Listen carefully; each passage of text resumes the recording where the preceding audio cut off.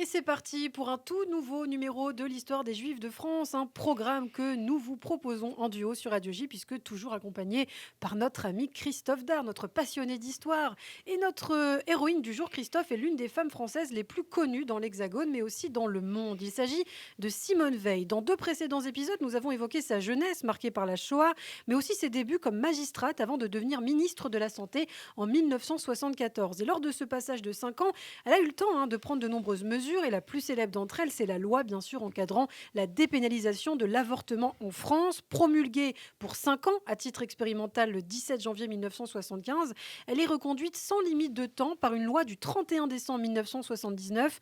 À cette date, Christophe, il faut le dire, Simone Veil n'est plus au ministère de la Santé. Elle, d'ordinaire discrète et qui n'aime pas s'exprimer devant des foules sur des estrades, s'est lancée enfin en politique. Eh oui, pour la première fois de sa vie, Ilana, la cinquantaine passée, elle mène une campagne électorale, celle de la liste présidentielle de l'UDF aux élections européennes de juin 1979. Ce sont les toutes premières d'ailleurs de l'histoire au suffrage universel et elle est élue députée. Elle doit alors quitter le gouvernement le 17 juillet 1979. Simone Veil, encore mieux, est élue carrément présidente du Parlement européen. Elle se retrouve donc à la tête à l'époque de 410 députés issus de 9 États membres. Et en 1982, Simone Veil se représente au poste de présidente du Parlement européen, mais retire sa candidature.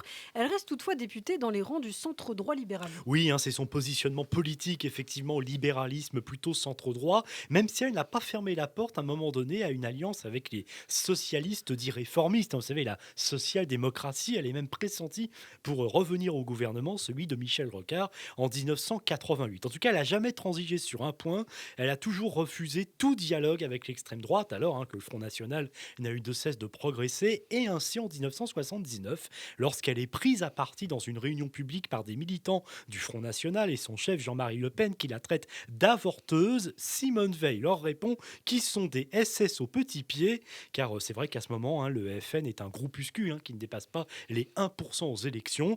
Mais dans la lutte contre le racisme et l'antisémitisme, Simone Veil peut se montrer intraitable de manière générale, et y compris avec des gens de sa propre majorité, de son propre parti, l'UDF. Et ainsi, après l'attentat de la synagogue de la rue Copernic en 1980, lorsque Raymond Barre, le Premier ministre, vous le savez, déplore parmi les victimes des Juifs et des Français innocents, Simone Veil n'a jamais pardonné ses propos.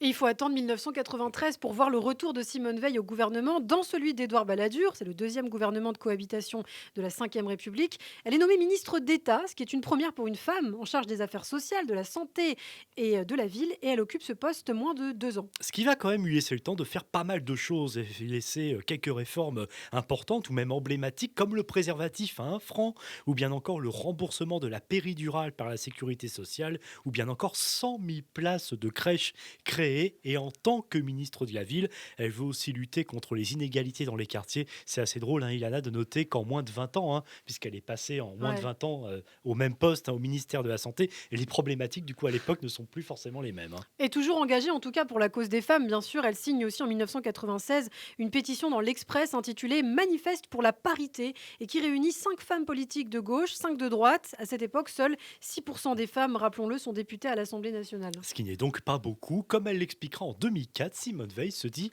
féministe. Depuis très longtemps, je me sentais tout à fait féministe, oui. Alors pas féministe au sens du militantisme, parce que je ne suis pas une militante. Je ne suis pas non plus une militante politique.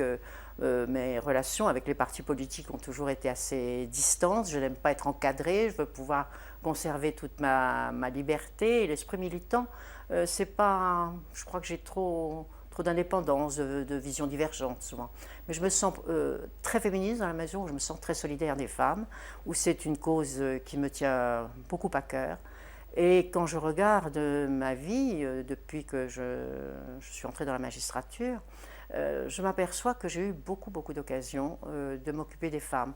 Alors je me dis, est-ce que c'est un hasard ou est-ce qu'en définitive, ça n'a pas répondu à une attente de ma part, à une envie de m'en occuper plus particulièrement?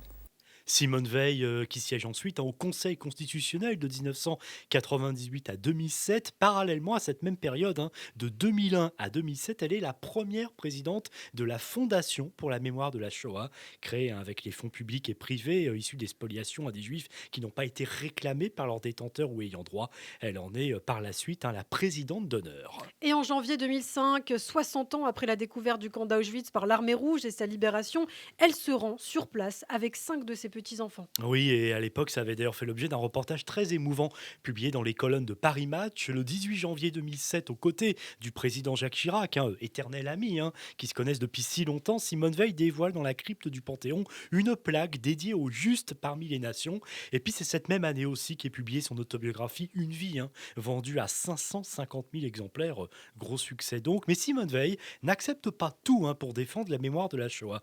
Par exemple, en 2008, lorsque le président de la République, Nicolas Sarkozy, propose qu'un enfant de CM2 parraine un enfant, un juif mort pendant la Shoah, eh bien, elle s'y oppose, voyant dans cette décision, dans cette mesure, quelque chose de très traumatisant. Toujours en 2008, Simone Veil est par ailleurs élue à l'Académie française. Elle occupe le fauteuil numéro 13, jadis occupé par les écrivains Jean Racine, Pierre Loti ou Paul Claudel. Elle n'est que la 6e femme à devenir immortelle. Et sur son épée d'académicienne, Ilana sont gravés le numéro de matricule qui avait été inscrit sur son bras à Auschwitz, ainsi que les devises de la République française et de l'Union européenne. Et oui, on retrouve bien sûr la fervente défenseur de l'Union européenne. Et après le décès de son mari Antoine, avec lequel elle a donc partagé 67 ans de son existence, c'était en 2013, eh bien Simone Veil s'éteint le 30 juin 2017. Elle avait 89 ans. Un hommage national a lieu aux Invalides, avec notamment la déclaration très émouvante de son fils Jean Veil. Très tôt, me semble-t-il, j'ai pris conscience du vécu de ce que papa nomme une tragédie indélébile. L'absence remarquable de grands-parents ne pouvait qu'attirer l'attention et susciter mes questions auxquelles tu répondais toujours simplement et de manière de plus en plus détaillée au fil des années. Avant l'âge de 10 ans, je connaissais le nom d'Auschwitz et le sort des Juifs que les nazis leur réservaient dans les camps. Il est vrai que quelques années auparavant, j'étais rentré en larmes de l'école maternelle. Interrogé par toi, je t'avais fait observer quelle chance nous avions de ne pas être protestants, malheureuses victimes des massacres de la Saint-Barthélemy. À l'époque, rien n'était dit dans les écoles à propos de la Shoah et tu as dû y suppléer. Et puis il y eut ce voyage à Auschwitz-Birkenau en décembre 2004.